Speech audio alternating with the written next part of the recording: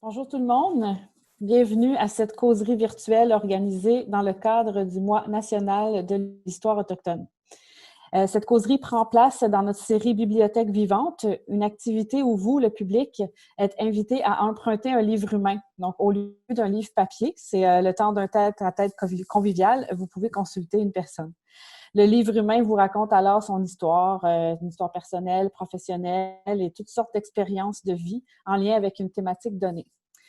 Donc, avec un livre humain, on peut poser des questions, on peut entrer en dialogue avec lui ou elle, ce qui est en fait l'essence de cette activité, c'est-à-dire bâtir des ponts entre les personnes. Mon nom est Marie-Pierre Gadois, je suis coordonnatrice à la programmation culturelle et chargée de projet en médiation sociale à BANQ et je serai votre animatrice et médiatrice pour la séance d'aujourd'hui. Ensemble, nous allons pouvoir interviewer notre livre humain du jour qui est venu dévoiler les pages de ses savoirs et de ses réflexions à propos de l'image de l'Indien dans la littérature jeunesse. Ça sera l'occasion pour vous de lui poser vos questions et je vous invite à rédiger dans la section, les rédiger dans la section questions-réponses qui est dans le bas de votre écran. Ce sont ces questions-là qui vont alimenter les discussions, puis moi, je vais être l'intermédiaire. Donc, c'est juste à côté de la section clavardage ou conversation, au bas de votre écran, si vous bougez votre souris. Mais avant de débuter, je vais vous dire quelques mots sur Sylvain. C'est comme le prologue de notre livre humain d'aujourd'hui. Sylvain Rivard est un artiste pluridisciplinaire spécialisé dans les arts et les cultures des Premières Nations. Il a écrit et illustré plusieurs livres pour la jeunesse et il a fait paraître des essais, des ouvrages ethnographiques et un recueil de poésie. Du côté des arts visuels, il a exposé son travail portant sur la culture populaire, la mythologie et les savoir-faire autochtones et canadiens-français dans plusieurs lieux culturels, dont la Guilde des métiers d'art de Montréal, le Musée des Abénaquis à Odanak, le Musée Huron-Wendat à Wendake, le Musée amérindien de Mashteuiache, la Bibliothèque de Gabriel Roy à Québec, pour en nommer que quelques-uns.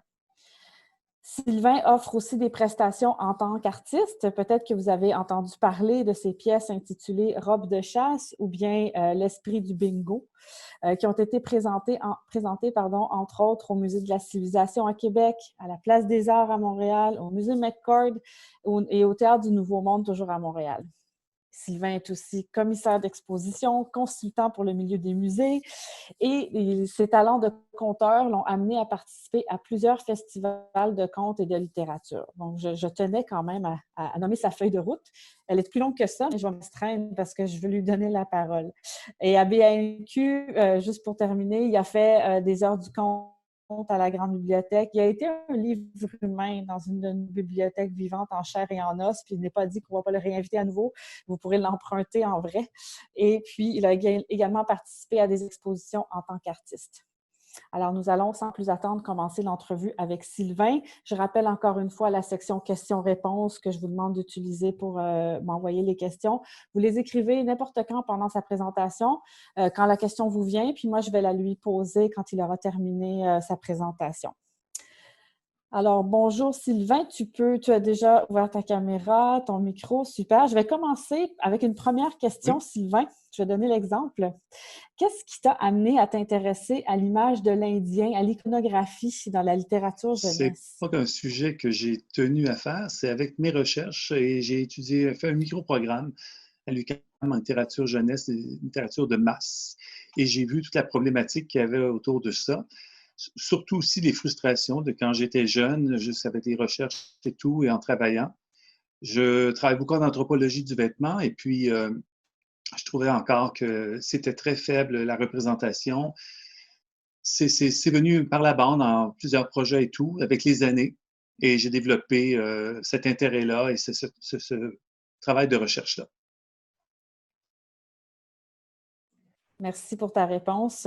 Et maintenant, je vais te laisser faire ta présentation. Je pense que tu vas nous parler de littérature en Europe, aux États-Unis et au Canada. Alors, je te laisse la parole maintenant. Merci. Oui, bon, c'est sûr, on n'a pas grand temps. Je fais souvent cette présentation dans d'autres contextes, en anthropologie du vêtement, pour autochtones ou non autochtones, muséal aussi. Mais là, c'est vraiment le livre. Le livre, on va s'en tenir au livre, au papier, à la diffusion. D'où viennent toutes ces images-là? Il y a des stéréotypes, bien sûr, des stéréotypes, mais ils ne proviennent pas tous de la même endroit, du même endroit. Selon si on est Europe, États-Unis, il y a certains qui sont communs, mais il y en a d'autres qui sont vraiment plus sournois. Je vais commencer avec la littérature jeunesse en Europe. En Europe, bien sûr, on a la BD. La BD, j'en ai une ici qui est une pré-BD. Donc, on a la fameuse Bécassine Voyage avec cette illustration toujours d'une représentation d'Autochtones des plaines, toujours l'Ouest, les Français et autres, Belges, Suisses, tout, parce qu'on va rester dans la francophonie pour l'instant, ont vraiment été influencés par les Wild West Shows, les théâtres ambulants, tout ce qui est présentation qui se promène un peu partout en Europe, ainsi que le cinéma muet et ensuite le cinéma Hollywood. Donc, on a ici pré-BD, donc de la figuration narrative, où on a de la représentation autochtone, mais vraiment, vraiment selon, on a une petite danse pantomime avec, c'est vraiment tout inventé. On commence avec ceci. Et ensuite, où ça dérape beaucoup de ce côté-là, c'est quand on reprend des thèmes historiques. Donc, romans historiques, textes historiques, et qu'on les reprend. On a beaucoup de difficulté à illustrer ces romans-là. Les références, souvent, on va reprendre les mêmes références et on va reprendre les mêmes erreurs. Et on a souvent aussi l'autochtone.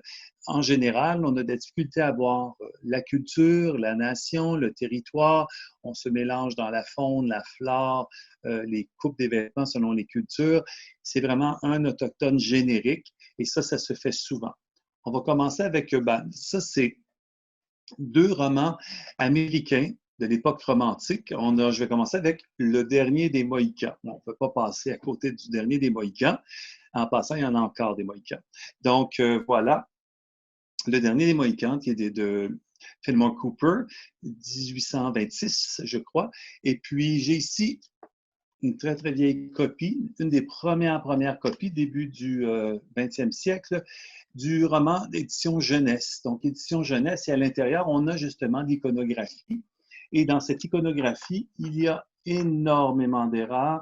On mélange souvent l'autochtone des plaines avec l'autochtone de l'Est et même africain. On a des boucliers africains et des lances de type africaine chez les autochtones. C'est encore très romancé. On est à l'époque romantique, mais quand même, c'est assez vieux. Et malheureusement, ces choses-là ont perduré jusqu'au 20e siècle. Et aujourd'hui encore, on a encore des gens qui se réfèrent à ces genres d'images-là. On corrige un peu, mais on en laisse encore passer. J'ai une des dernières en BD, du Dernier des Mohicans, ici, où on a encore un autochtone générique. Donc, ils se ressemblent tous, toutes les nations, c'est assez difficile de distinguer un et l'autre. Ils ont l'air vraiment de bêtes et tout. C'est des dessins sublimes, c'est vraiment une belle édition, sauf qu'on va demeurer dans l'image.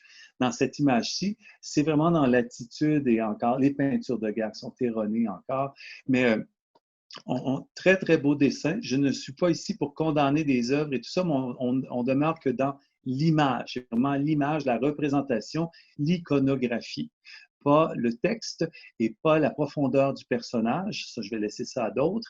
L'élaboration, on est vraiment dans l'image seulement. Et ici, très beau livre, mais encore, là, on s'en va vraiment dans, c'est pratiquement la bête. Donc, on a vraiment très, très stylisé le personnage. C'est ce qui arrive souvent maintenant, c'est l'artiste qui prend le dessus.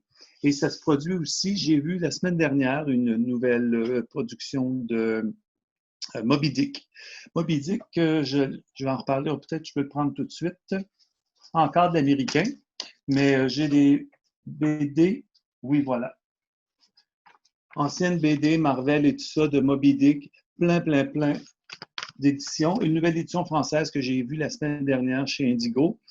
On a encore Tashtego, qui est le personnage autochtone dans le livre. Il a été souvent enlevé dans d'autres versions. Tashtego est un Wampanoag de Martha's Vineyard au Massachusetts, la communauté d'Akina. Et ce personnage-là est vraiment, vraiment intéressant parce qu'il montre toute l'implication des Autochtones dans l'industrie baleinière. Et malheureusement, il est très mal représenté. Je pense que je l'ai vu une seule fois dans une édition qui m'échappe où est-ce qu'il était très bien représenté. Il était habillé comme les autres. Comme les autres baleiniers, c'est-à-dire vêtements de laine, vraiment marinière et tout ça de l'époque du 19e siècle. Et malheureusement, on le voit souvent en pagne, grande chemise, pieds nus sur le pont d'un bateau. Je ne sais pas, mais ce n'est pas adéquat, donc il faut vraiment avoir de la jugeote. Quand on voit, et les cheveux longs aussi, toujours les cheveux longs détachés, c'est fréquent. Donc, c'est vraiment, et surtout qu'on a à Martha's Vineyard un musée des baleiniers. On a beaucoup, beaucoup de photographies, d'iconographies représentant ces gens-là. Et puis, on ne l'a pas du tout. La plupart des autres sont très bien représentés, mais lui, Tashtego, est vraiment, vraiment abîmé dans sa représentation. Ça, c'est le romancé, le roman jeunesse, version romancée, ensuite roman graphique, BD.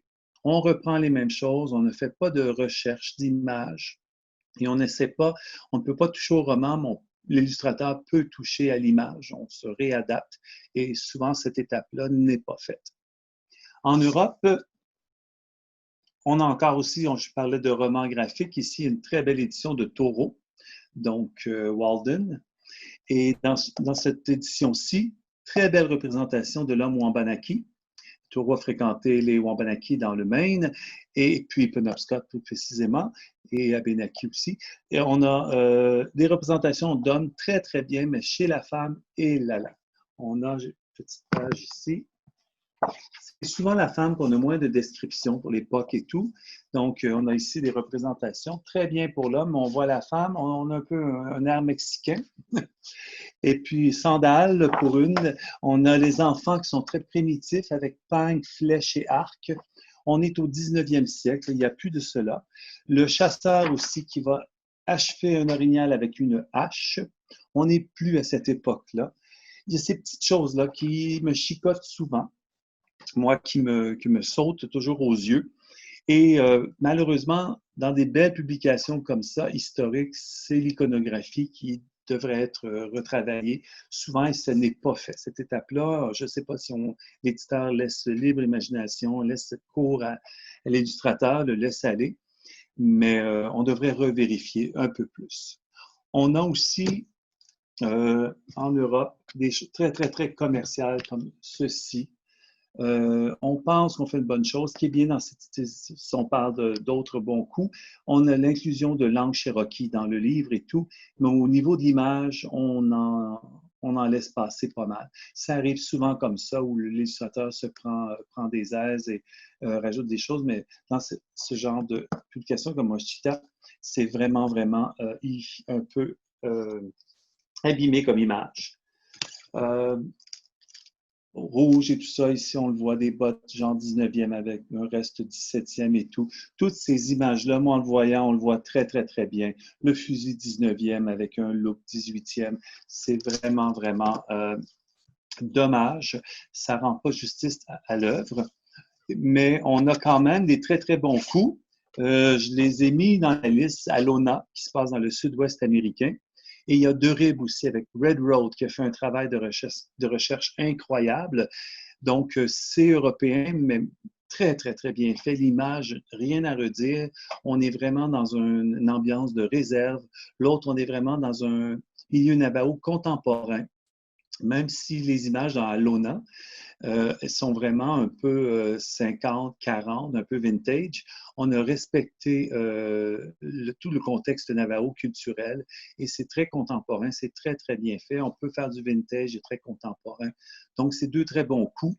Je crois qu'ils sont sur ma liste. Pour l'Europe, encore l'Europe, bien sûr, on a beaucoup de difficultés pour l'Afrique, ça se place un peu mieux, mais pour l'Europe, on a encore difficulté. J'étais à Quai-Branly avec l'image autochtone. C'est des réflexes qu'il faut prendre, qui sont toujours là, et on dirait que chez les Premières Nations, on a encore une vue de l'Amérique très globale, très. C'est comme si je vous disais, parlez-moi européen parlez-moi autochtone. C'est une diversité, ça ne se peut pas. C'est la même chose pour l'image. Dessinez-moi un autochtone, lequel? Il y a des prémices à faire, je pense, qui sont oubliées. C'est le qui, le où et le quand. Qui qu'on dessine, on est où, quelle époque, quand, quel est le contexte. Et si on répond à ces trois questions-là au début de la recherche, on risque de faire de bien meilleures représentations. Malheureusement, ces questions-là sont souvent, je crois, pas posées au début ou on s'en éloigne au fur et à mesure qu'on dessine. Ça, c'est pour l'européen. Du côté américain, on a les deux grands BDS et deux grandes maisons, DC et Marvel. On a fait un grand effort à ce niveau-là dans les dernières années. Mais la plupart des super-héros, on dit super, donc tout est over the top, tout est grossi, tout est vraiment grossi. Ils sont souvent affublés de stéréotypes, donc franges, plumes, petits colliers, masques peints, et on en met comme la plupart des super-héros. Dans les plus vieux super-héros, il y a une seule super-vilaine que je crois qui est très, très bien traitée, qui est Cold Heart, et elle n'a aucun attribut autochtone, même pas dans ses pouvoirs, même pas dans sa façon de se battre, d'être. C'est Katri Deserondo. On le voit par son nom seulement qui est autochtone, Katri, K-A-T-E-R-I, pour la sainte Katri Tekakwitha, Gatri Tekakwitha. Et on a Deserondo, qui est un ancien chef Mohawk, donc il y a aussi une communauté en Ontario. Et c'est vraiment par le nom qu'on le sait. Mais tout le reste, on ne peut pas deviner qu'elle est autochtone. Très bonne. On est dans les années 80 lors de sa création, 80-90 et tout.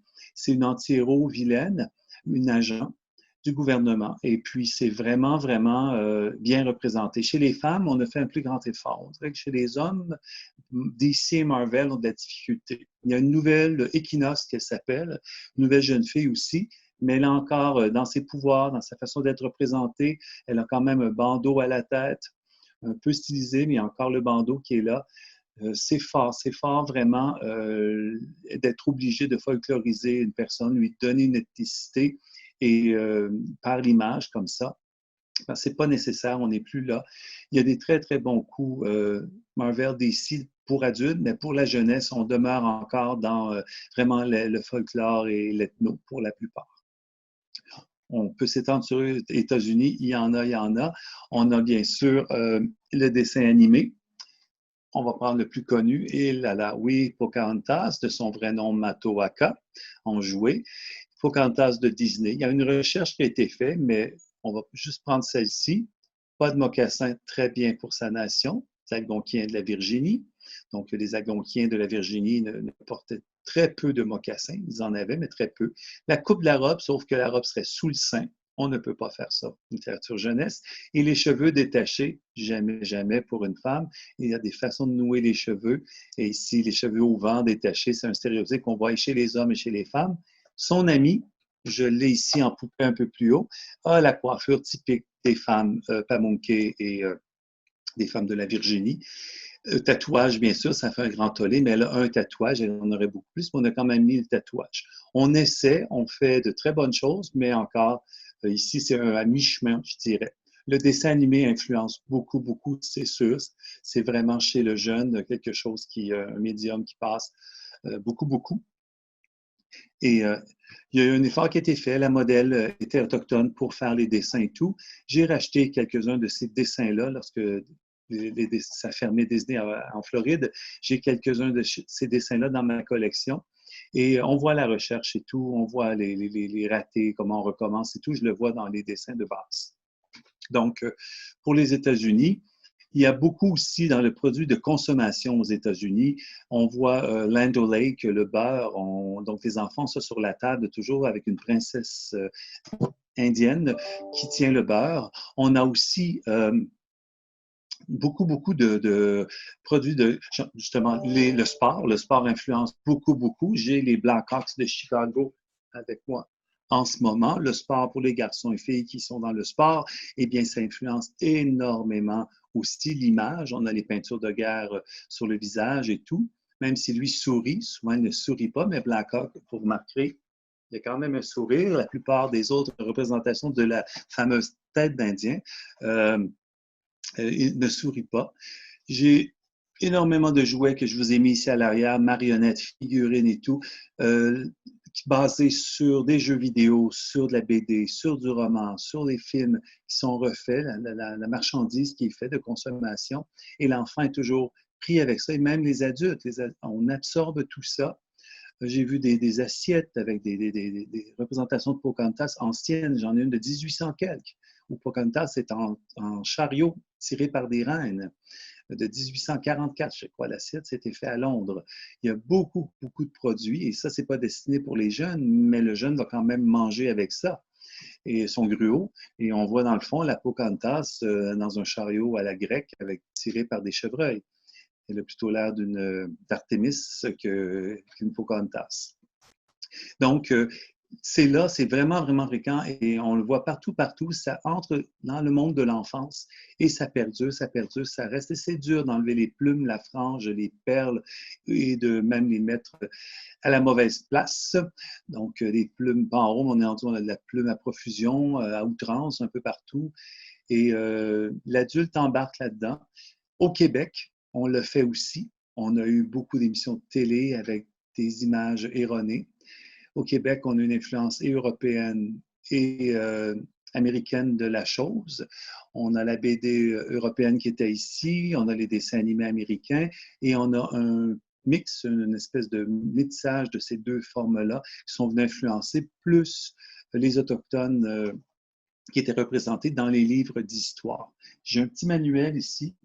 J'ai pris un des moins connus, parce qu'il y a le Boréal Express aussi qui a été fait par Septentrion. Oi, oi, oi, oi, oi. Le recueil qui a été pris là-dedans, c'est quelque chose.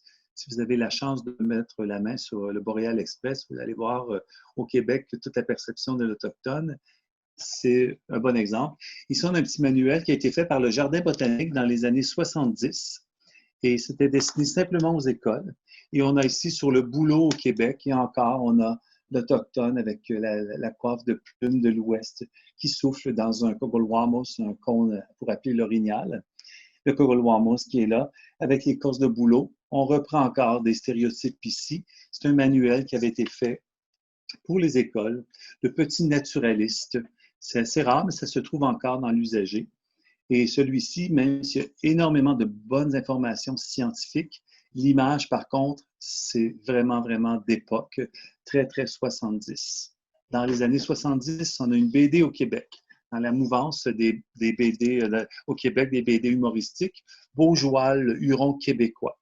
La collection ici de trois.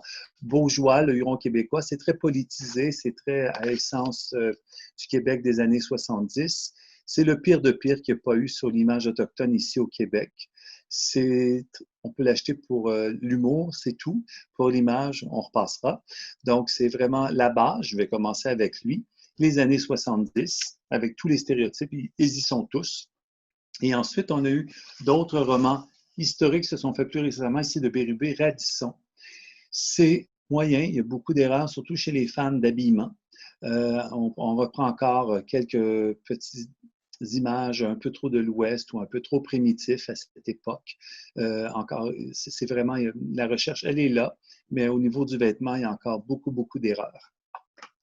Un qui est vraiment, vraiment bien fait, très stylisé et vraiment bien fait, Chronique sauvage, Teshkan, Chronique sauvage. On a vraiment des détails là-dedans de recherche que le dessinateur a su remettre. Là, on a un bon entre les deux. On ne dénigre pas, on a un bel univers et c'est refait. Donc, parfois, même type de BDiste, même époque, on peut avoir les deux. Donc, la recherche, important, et comment on la traite, cette recherche-là. J'en ai un autre pour le Québec ici, de la pierre. Sagana, une petite aventure d'un Abénaki. Et dedans, il y a un chef Mohawk qui s'appelle Deux Plumes. Moi, j'ai trouvé ça très drôle parce que le chef Deux Plumes, les Mohawks se représentent toujours par trois plumes. Deux plumes, ce serait plutôt les Oneida ou les Cayuga. Donc, c'est vraiment trois plumes. Ça aurait été un petit peu plus juste pour les Mohawks. Il y a des détails comme ça quand on connaît un peu la culture matérielle, quand on a des amis qui fabriquent ces coiffes-là et ces objets-là, bien, on peut le voir tout de suite. C'est un exemple ici où juste un petit nom, ça aurait été vraiment wow pour la recherche. Et il y a deux plumes justement sur la tête, trois plumes. S'il se dit Mohawk, ce serait vraiment plus juste. Des détails, mais C'est encore comme ça. Aujourd'hui, dans les parois, vous allez voir toujours 3 grandes plumes d'aigle sur la tête. Au Québec, les jeux vidéo. Dans les jeux vidéo, j'ai remarqué qu'il y avait plus d'Inuits. Et on va rester ici avec les Premières Nations. Bon, ça y est. Donc, on a ici, j'ai une avalanche de livres. Et puis, Assassin's Creed, on a ici Connor, qui est aussi un Mohawk personnage.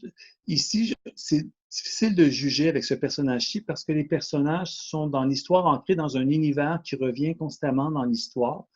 On a pour ce personnage-ci, ça fonctionne très bien. Les deux univers sont OK, c'est assez bien travaillé, il y a une très bonne recherche. Mais dans le jeu, les personnages féminins ne sont pas aussi bien traités. Encore, on a beaucoup d'erreurs dans le féminin, on reprend encore quelques stéréotypes. Mais parce que c'est très guerrier et tout, on a des très bonnes références au niveau des hommes, très peu au niveau de la femme. Et lui, les deux univers se marient très bien. Mais lorsqu'on regarde le jeu, ça se corse. Donc, Connor Canway. Donc, à voir aussi si vous voulez voir dans le jeu vidéo. Les enfants s'inspirent beaucoup de ceci, bien sûr, le jeu vidéo maintenant. Et puis, on a encore une image de guerrier. Souvent, les scènes villageoises, c'est là où est-ce que ça manque de rigueur. Mais tout ce qui est guerrier, on a des descriptions et tout. Mais lorsqu'on tombe dans le quotidien autochtone, et là là. On a des gens maintenant, des BDistes autochtones. On a de la littérature autochtone au Québec. Et puis, on a des gens comme Obama, où est-ce qu'on n'a aucune représentation autochtone. C'est choisi. La dame parle, c'est souvent autobiographique, mais ne se représente pas de façon autochtone. Et puis, mais c'est une autochtone qui est représentée. Donc, l'image ici, elle est vraiment, c'est un petit personnage, c'est l'univers de l'artiste seulement. On a aussi, encore ici chez Anénorak, c'est Inuit. Mais simplement ceci pour vous parler d'Anénorak, qui est une maison d'édition autochtone, où est-ce qu'on a des BDistes, des gens qui dessinent, des illustrateurs, qui retravaillent avec l'image. C'est retravaillé, il y a de la consultation et c'est refait constamment. Si vous voulez avoir une justesse de l'image, souvent d'avoir des illustrateurs autochtones, c'est bien. J'ai quelques erreurs chez certains illustrateurs que j'ai vus, des personnes un peu plus âgées, dont un livre sur Catri Tekakwitha, que toutes les erreurs sont là. C'est une autochtone qui a dessiné tous les personnages, mais on a pas mal de stéréotypes et d'erreurs d'époque surtout. On voit beaucoup d'erreurs d'époque. Donc, c'est une petite erreur. Il y en a très peu, mais celui-là, je l'ai décelé. Il y en a quelques-uns aussi parfois qu'on met du contemporain, des choses contemporaines. Ils sont dans la culture, sont là et ils amènent ce qu'ils connaissent aujourd'hui dans des époques reculées qui n'existaient pas. Donc, c'est à faire attention. Ça, chez les Premières Nations, parfois, on mélange les époques. Pas les types vestimentaires et tout, mais le camp, surtout.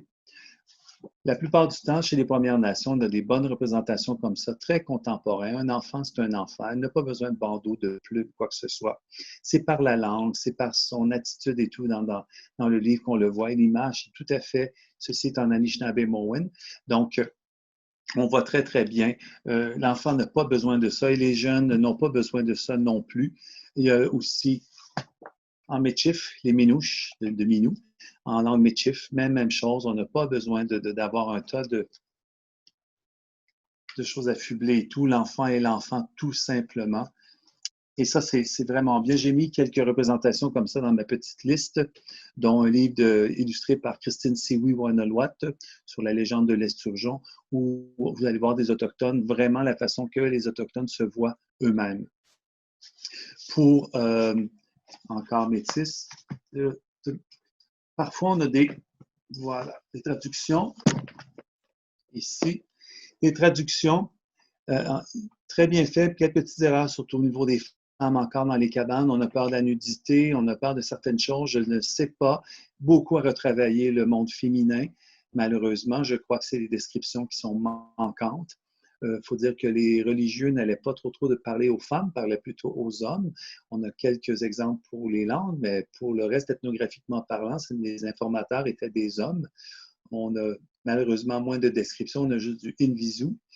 Et puis, ici, des contes très irréguliers, il y a des illustrations qui sont très bien faites. On a respecté une façon de faire autochtone où c'est l'humain qui prend des caractéristiques animales, habillé en animal, et non l'animal qui s'habille en humain. qu'on a chez Disney. Ça, c'est une grosse différence entre illustrateurs de type européen et illustrateurs autochtones. On va mettre vraiment l'humain en animal avec ses caractéristiques et même dans le vêtement, et non le petit personnage, le petit lapin habillé avec des attitudes humaines, habillé en humain, entre les deux. C'est vraiment deux approches. Ici, on a un mélange, c'est inégal, mais il y a quand même une ou deux histoires là-dedans qui sont très bien illustrées. C'est sûr, quand on ne connaît pas la recherche, on évite les humains et on va vers l'animal. Il ne change pas sa robe avec les époques. Un renard, c'est un renard. Il faut juste savoir, il vient de où? Arctique, de l'ouest ou de l'est, et on est correct avec ça. Même encore, les BDistes aujourd'hui, jeune Mohawk de Ganawagi, qui habite maintenant à Toronto, il étudie à Concordia. C'est lui, c'est une autobiographie souvent. Wendy, son personnage, c'est un peu de lui, on voit dedans. C'est très contemporain. C'est un jeune autochtone à Montréal, un jeune adulte. Et puis, il n'y a pas du tout de stéréotypes. C'est très urbain, très contemporain, pas nécessaire. Littérature plus jeune adulte, ado. Et puis, c'est parfait. On va vers cette tendance-là maintenant. On enlève le folklore. En Europe, j'en ai ici, je vois petits livres pour petits enfants, petite jeunesse. Là. Tous les non-noms à ne pas faire, ils sont ici. Vraiment. Premièrement, le titre à proscrire, les Indiens. On sait que c'est une erreur, on sait qu'on ne veut plus ça. Les Premières Nations, c'est les Premières Nations autochtones, si on inclut les Métis et les Inuits. Donc, les Indiens, incapables d'enlever ce titre-là, et c'est pour la jeunesse, c'est fort, il faut faire attention. Une autre chose que j'aimerais souligner, c'est que quand les stéréotypes perdurent comme ça, c'est que les deux bouts ont joué. Et le non-autochtone et l'autochtone ont joué le jeu. Donc, les stéréotypes s'installent encore plus profondément dans l'image et c'est plus dur à désincruster tout ça, cette image-là. Quand les deux bouts jouent à l'Indien. Donc, on a vraiment, on a beaucoup à Hollywood des acteurs qui se sont prêtés au jeu. On a beaucoup des gens aussi qui ont fait des représentations, des spectacles et qui se sont prêtés au jeu aussi. Et ça, c'est très difficile ensuite à enlever. Au 20e siècle, on a eu ça jusque dans les années 90, le avant Oka. Et puis, maintenant, depuis ce temps, on enlève progressivement. Les personnes un peu plus âgées, c'est un peu difficile. J'ai une exposition que j'ai montée avec le Musée des Abénakis, très belle exposition que je crois, au Musée des Abénakis, l'Indien au-delà d'Hollywood, qui est une bonne partie de ma collection et de ma recherche. Ça se promène partout au Canada. Et lorsqu'on a fait le dévoilement, il y a beaucoup de livres et il y a beaucoup de magazines et toutes représentations autochtones dans cette exposition. Jouets, vous avez tout ce qui est consommation. Et puis, il y a des dames âgées autochtones, je leur ai fait faire une visite. Et lorsqu'ils ont vu toutes les Barbies autochtones, elles pensaient que c'est moi qui avais habillé les Barbies et elles voulaient cette robe-là et cette robe-là, mais elles me pointaient « fais-moi ci, fais-moi ça ». Elles ont 75, 80 ans, vous voyez comment moi ça me fait sourire, ça m'aide dans ma recherche, ça m'aide dans ma compréhension. Mais encore elles ont vécu dans une époque où à la télé, partout, c'était ça, être autochtone, une image, et c'est très difficile à enlever. Elles le savent, mais parfois c'est plus fort qu'elles dans ce cas-ci. Et puis, ça a perduré. Moi, ça me fait sourire et voilà, ça prouvait ma théorie que vraiment, quand c'est des deux côtés, c'est beaucoup plus difficile. Ça fait sourire les jeunes, il ne faut pas juger. C'est une autre époque, c'est autre chose. Il ne faut juste pas reproduire. Donc, voilà, je pense que je vais être prêt à passer aux questions si vous voulez.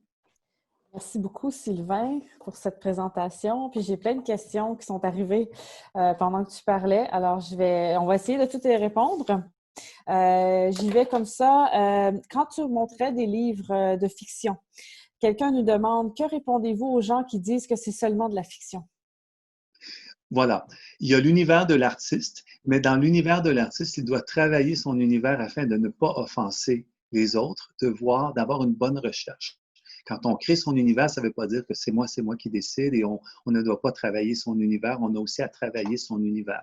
En tant qu'artiste, j'ai aussi un univers. Il y a une ligne. On peut la transgresser un peu parfois, mais il faut être délicat, il faut faire attention. Et surtout ne pas mettre de choses erronées. Merci beaucoup, Sylvain. J'en ai une autre ici. Voilà, qui est très direct par rapport à un personnage en particulier. La personne demande: «J'aimerais connaître ton avis sur Yakari pour pouvoir en discuter avec mes fils. Merci.»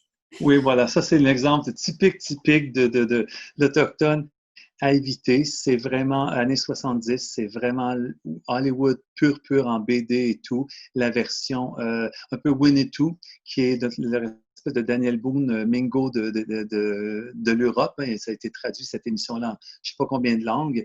Et c'est vraiment le Winnetou, Yakari, l'Ouest romancé, jeune, avec des morales européennes, avec des façons de faire, des perceptions animales très européennes. Il faut le prendre pour ce que c'est. J'aime pas, je veux juste, c'est dur de juger, mais en même temps, prendre l'ouvrage pour ce qu'elle a été fait et non la prendre pour autre chose. C'est un divertissement. Oh, j'entends pas. Erreur de débutante, on la fait toujours, même si ça fait 3 mois qu'on est, qu'on est Oui, sur oui. Zoom. Merci Stéphane. Voyons Sylvain, ça m'a déstabilisé. Alors, cette question, j'ai une autre question qui ressemble à celle-ci, en fait, puis ça va pousser un peu plus loin la réflexion. Comment on en parle à nos enfants? Donc là, tu viens de dire, en expliquant que c'est de la fiction. Comment est-ce que tu ferais, mettons, pour Yakari? On revient avec Yakari. Comment tu parlerais à un jeune de 5, 6, 7 ans, mettons, là-dessus? Oui, c'est l'Indien inventé. C'est une histoire d'un autochtone inventé. C'est vraiment cet univers-là, c'est ce monde-là, c'est Yakari. Ce n'est pas de la littérature autochtone, ce n'est pas une représentation juste, c'est un univers. C'est très beau, c'est très bien pour ce que c'est. Il faut que l'adulte aussi achète les deux pendant. Donc, il faudrait acheter soit quelque chose qui peut aussi montrer à l'enfant la différence de l'autochtone de fiction et le vrai autochtone, donc une biographie illustrée pour un enfant. Et là, on pourrait voir aussi la différence. C'est plus facile ainsi. Je prends la balle au bon. Tu dis d'utiliser un bon ouvrage illustré pour les enfants. Est-ce que tu as des recommandations en littérature francophone ou en album illustré francophone qui montrent bien, disons, tu dis depuis tantôt, il faut parler de culture en particulier. On ne peut pas parler d'Autochtones génériques, mais disons les Premières Nations du Québec. Est-ce que tu as des recommandations? Il y a, comme je disais, allez voir sur le site d'Anne Norac, il y a un nouveau livre qui a été traduit, c'est en anglais, il a été traduit, c'est sur l'eau, une épée. Et puis, c'est le titre de l'illustratrice, et tout ça m'échappe. Très, très beau livre. Et pour les jeunes, d'avoir un peu de littérature autochtone, donc fait par des autochtones, comparé avec des univers non autochtones, c'est bien, c'est juste plus enrichi et l'enfant peut se faire une idée plus tard, il peut comprendre un peu plus tard aussi. À 4 ans, il y a Caillou chez les Inuits qui a été fait, je trouve que c'est une très belle, c'est commercial, oui, mais c'est une très belle collaboration entre les Inuits et le Biodôme de Montréal. Donc, il y a une très belle recherche, c'est une bonne représentation, aucun stéréotype. Lorsqu'ils sont habillés traditionnels, c'est amené en plus dans l'histoire et c'est simple, mais bien fait. Merci, Sylvain. Et c'est en anglais, en inou et en français. On peut trouver en 3 versions. Parfait. Une autre question, plus pour les bibliothécaires, le milieu des bibliothèques. Est-ce qu'on devrait enlever ces livres des rayonnages, les livres un peu plus vieux ou même récents qui montrent ces erreurs-là historiques? Je pense qu'en remplaçant la collection par de plus en plus de livres autochtones, de littérature autochtone, ces livres-là vont céder leur place. Il faudrait aller voir un peu plus vers la littérature autochtone et faite par des autochtones et approuvée, autochtone et tout ça. Donc, maison d'édition, tout ça et tout. Et puis, ces livres-là vont disparaître peu à peu des rayons. C'est une autre époque. Quand on sait toujours, posez-vous la question qui ou quand vous faites votre achat aussi, et ça va vous aider à choisir. Moi, je pense que plus d'exemples qu'on a, le mieux que c'est. On est là pour éduquer, mais ça fait partie. Quand on a des fameux Tintins ici et ça, pensez à Hergé à cette époque-là, où est-ce qu'on est encore dans le grand colonialisme et la découverte du monde, National Geographic et compagnie, c'est un peu ça. Voilà, mais si on sait que c'est ça, on peut comprendre. C'est vraiment OK. Aujourd'hui, on ne peut pas tout remettre à aujourd'hui. Il y a eu un avant nous. En remplaçant, en connaissant et en remplaçant graduellement comme ça, pour les parents, bibliothécaires, comme je vous dis, acheter d'éditeurs et d'éditions autochtones. Pour les parents, je vous conseillerais d'aller dans les boutiques de musées. Dans les boutiques de musées, ce n'est pas garanti, mais il y a souvent un comité qui a passé par-dessus pour vous avant. Il y a une sélection qui a été faite pour vous. Donc, c'est plus facile à se faire une sélection que d'aller chez une grande surface ou libraire où est-ce que c'est une section autochtone. Et là, on ne sait plus. Donc, c'est vraiment un petit truc si vous voulez commencer une petite collection autochtone. C'est plus facile ainsi, je crois.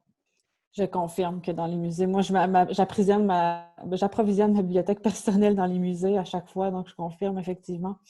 J'ai encore d'autres...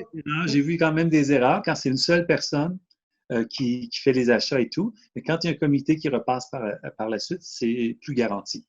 OK. Quelqu'un parmi les auditeurs, les participants, avait soif de voir un stéréotype, en fait, un bon exemple. Qu'est-ce que tu peux nous montrer un bon exemple en nous le décortiquant, une image dans tes livres? Est-ce que tu en aurais un? Oui. Oh mon Dieu, si je ne veux pas démolir personne, c'est pas le but. Non, on veut en voir un bon. Un bon stéréotype, là? Oui. Et là. OK. J'aime bien le mot bon et stéréotype un à côté de l'autre. Fait qu'on peut en avoir des bons, c'est pas nécessairement négatif. Oui, l'important, c'est de les reconnaître. C'est ça l'important, le reconnaître. Oh là, ça c'est trop bon. Peux-tu prendre un jouet en arrière? Voilà, bon.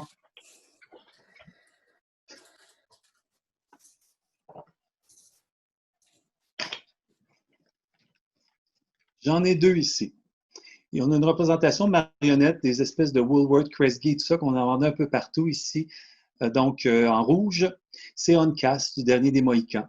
Ou Magua, c'est Magua, le méchant Iroquois Magua dans le Wendat déguisé en méchant Iroquois dans le dernier des Mohicans. Pour les enfants, on voit très, très bien là, tous les stéréotypes, la hure, les deux plumes, le visage, il n'est pas content, le monsieur. Donc, c'est vraiment... Et les fameuses peintures dans le visage de guerre et tout. On dit de guerre, mais non, ce sont des marques spirituelles et tout. Elles ont un sens. S'il vous plaît, ne pas jouer avec ça. On a ici chez Marvel, pour les BD, personnage de Warpath, la frange, les cheveux longs, le bandeau, le Thunderbird en avant. Tout y est pour un costume folklorisant et tout.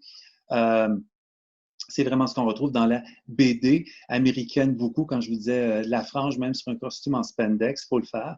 C'est vraiment ce genre de choses-là qu'on voit. C'est trop. Je vais prendre un européen. Je vais juste trouver... non, c'est trop adulte. Donc, nudité. Ah oui, je crois qu'ici, dans ça. Ah oui, Wendigo. Y a-t-il une histoire plus... En passant, pendant que tu cherches des images, juste rappeler aux gens que dans le lien dans l'activité, dans le calendrier en ligne de BNQ, Sylvain nous a donné une liste de références, de bonnes références. Certains ont un hyperlien parce que je pense que ça veut dire qu'on l'a dans nos collections numériques à BNQ, mais sinon, vous avez le titre et la maison d'édition. Alors, nous avons quand même mis là ces recommandations. Bon, on a ici, dans une référence, j'en ai ici, j'ai fait 2 livres justement, Les Algonquiens et les Iroquois. Il y a une section à la fin pour aider les professeurs, personnages de fiction et personnages aussi réels, biographiques, là, autobiographiques. On a ici dans Little Bear dans l'Indien dans le placard. On a essayé encore de faire quelque chose de bien et tout, mais on tombe avec un pagne beaucoup trop grand. Les coiffures et tout, c'est bien, mais il n'est pas encore assez stéréotypé, celui-là. Il faudrait vraiment que j'en ai... Oh, j'avais... Oh, je l'ai. Bob et Bobette. Donc, Bob et Bobette, il y en a ici plusieurs. Ici, je l'ai en... c'est français et pour la Belgique, c'est en... Voyons, pas néerlandais. C'est les mêmes... en Flamand. français... En flamand. Flamand, voilà, ouais. merci. J'avais wallon et flamand, j'avais wallon. Donc, on a en français ici, on a vraiment les stéréotypes de l'Ouest, où est-ce qu'on a n'importe quoi sur le cheval, les motifs et tout, ce qui est très important pour les gens de l'Ouest, ce que l'on met sur la monture, ce que l'on mettait sur la monture plutôt. Aujourd'hui, un cowboy, c'est un cowboy. Mais ce que l'on mettait, les peintures étaient très sur l'animal, c'est spirituel, donc on ne joue pas avec ça. On a ici encore de la frange, la fameuse frise à triangle, à pagode et tout le zigzag, le rixe-raxe. On a aussi le panache, toujours le fameux panache. Aller à cheval ou aller à la guerre avec un panache de cette ampleur-là à plume, pas pratique. Donc, c'est vraiment l'apanage à cette époque d'hommes, lors de cérémonies ou de rituels, on ne porte pas ça à la guerre. Et on met toujours cette espèce de panache-là à plume. La tête d'Indien, c'est à peu près partout. Ici, on a dans la même collection le fameux homme médecine, donc ne pas dire le mot chaman, ça vient de Sibérie. C'est un homme médecine ou une femme médecine, mais d'Arléno-Squat, c'est plus près des langues autochtones. Et on a, les Français ont traduit par sorcier, et il y a son fameux casse de poêle en bison avec les cornes et tout. Il y a des stéréotypes encore. Le sorcier, il faut qu'il ait des cornes et tout parce que ça fait diable, ça fait méchant, on fait des associations avec des perceptions judéo-chrétiennes ici. Et on a encore les zigzags, on a encore de la frange à profusion et toujours des faciès. Vraiment, vraiment. Pourquoi ils ne sont pas heureux, les Autochtones, dans les livres? Et c'est vraiment quelque chose aussi à voir. Et voilà, on utilise encore hochet et tout. Ce sont des choses cérémonielles, n'importe comment. C'est vraiment, il faut être aussi, dans les stéréotypes, il faut être aussi vraiment l'usage du personnage. Il faut utiliser le bon sens. On voit très bien quand quelque chose ne fait pas de sens. Il faut voir que le personnage, une femme à robe longue à franges sur un cheval, essayer de se mesdames. Donc, c'est pas pour rien que la chevauchée à l'Amazon, là. Donc, il y a des choses comme ça qui sont un peu incongrues. Faut voir, mais ça, c'est encore, je pense que c'est dans toutes les cultures. Hein. Merci Sylvain. Quelqu'un demandait aussi quel stéréotype tu corriges le plus souvent. Je pense qu'on a fait le tour. C'est souvent la coiffe à plumes. C'est souvent les femmes qui sont pas bien représentées. Les peintures, Les peintures. enlever la spiritualité et tout ça, parce qu'on fait des fausses représentations. On utilise des choses comme si c'était de la décoration. Je déteste le mot décoration. Quand on dit décoration, c'est que tu ne sais pas à quoi ça sert. Tout sert à quelque chose, tout représente quelque chose. Il faut faire attention. C'est souvent des symboles utilisés n'importe comment, des couleurs, le type de couleur. On va changer. Je me souviens sur des films et tout, on n'aimait pas le rouge du capot, on m'a fait changer pour un bleu. Je dis, ben non, tu viens de changer de nation. Et il n'était pas au courant. J'ai dit, ça se peut, mais là, si on a juste un représentant, il faudrait faire attention à y mettre la bonne couleur. Si on en avait 50, c'est pas grave. Mais là, on a juste un pour représenter toute une nation. Peux-tu prendre la couleur la plus juste? Et c'est des choses comme ça, souvent, souvent. On ne comprend pas la symbolique, les symboles. Et ça, c'est vraiment l'erreur que je vois souvent, souvent. Donc, il faut faire ses propres recherches, soit sur Internet ou en utilisant des sources, comme tu nous l'as dit. Les musées, les boutiques de musées offrent une belle sélection de livres. Oui, si on ne sait pas non plus, n'en mettez pas. Épurez. Et Ouais. c'est beaucoup plus intéressant. Surtout si c'est contemporain, comme tu nous as dit tantôt, les gens ne s'habillent pas d'une façon folklorique, à part peut-être dans les powwows, où là, c'est complètement un autre contexte de Oui, oui, danse. non, c'est exactement le cas. Pour les musées, pour les représentations dans des films, dans les musées, je recommande souvent quand on ne sait pas ou on ne veut pas aller dans le budget là ou quoi que ce soit, on n'en est pas certain. Je dis, mais pourquoi vous ne faites pas de la silhouette? Avec la silhouette, Ouais. on se mélange moins dans les couleurs et dans les motifs. On a un contour. La silhouette, c'est très facile à avoir la très bonne silhouette. Et ça, c'est une bonne façon de ne pas tomber dans des pièges erronés ou parce que même, comme je disais plus tôt, le nombre de plumes ou comment les plumes sont disposées, on peut complètement changer de nation. Effectivement. Et je vais t'acheminer une dernière question avant de clore la causerie parce que ça fait déjà 50 minutes, ça passe vite. Quel est le milieu où l'image des Autochtones est la plus malmenée aujourd'hui, je dirais? Parce que là, on a reculé dans le temps quand même dans ta présentation. Donc aujourd'hui, d'instinct, où est-ce qu'on n'irait pas à la pêche pour des livres? Je vais nommer 3 lieux pour États-Unis, Canada et l'Europe. Aux États-Unis, dans le sport. Euh, Ici, je dis vraiment, oh mon Dieu, bon, cinéma. Et dans le cinéma ici, j'ai pas encore vu quelque chose de bien, même si les personnages sont bien et bien actés, bien que ça, mais dans la représentation, et là là. Et pour l'Europe, c'est vraiment dans la littérature et le milieu muséal. Désolé.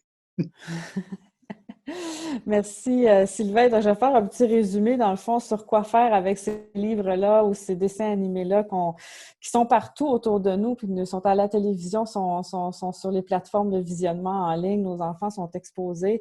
Donc, premièrement, c'est de se poser la question, ça se passe où, quand, puis avec qui, cette histoire-là, pour vérifier si le costume, la représentation, je devrais même pas dire Cohérence, costume, oui. les vêtements, s'ils sont Oui, pas le adéquats. mot Oui, costume, c'est c'est ça. des vêtements, c'est de l'art C'est vestimentaire. ça. Je l'ai dit, mais en le disant. Et Ah, c'est puis, fort. Vraiment. également, donc, faire cette recherche, on peut parler avec nos enfants, leur expliquer que c'est de la fiction, que c'est une histoire. Donc, il Un faut... univers. C'est un univers et peut-être faire accompagner l'enfant dans une recherche qu'on pourrait faire pour lui montrer de quoi avaient l'air pour vrai les vêtements de ces personnes-là à cette époque-là, à cet endroit-là. Comme tu disais, dans les musées, s'il y a des bonnes boutiques, sinon tu as quand même, pour des livres, et tu as quand même mis une liste de recommandations de lecture à ce sujet-là dans la page de l'activité dans laquelle on participe aujourd'hui sur le site de BANQ. Et je termine en te posant la question, as-tu des expositions qui s'en viennent, des conférences quand on va déconfiner? Où est-ce qu'on peut aller voir tes œuvres ou entendre tes réflexions? Oui, bien, il y a toujours ma conférence sur l'art vestimentaire que je fais un peu partout dans les musées. L'année passée, au Musée des Abénaquis et à Pointe-à-Calière, donc stay tuned. Il va y avoir à Pointe-à-Calière, on était supposé le faire en août au marché public, mais je vais probablement le refaire sur l'art vestimentaire. Sinon, mes illustrations qui vont se promener de livres jeunesse pour mes publications jeunesse, qui vont se promener probablement dans les bibliothèques de Laval. Et l'exposition L'Indien au-delà d'Hollywood, qui va venir à Wendake, près de Québec, et elle est à Windsor en ce moment, en Ontario. Elle est à Wendake et en Montérégie, elle va être dans quelques années, c'est pour elle dans plusieurs années, elle va être au musée d'archéologie de Roussillon.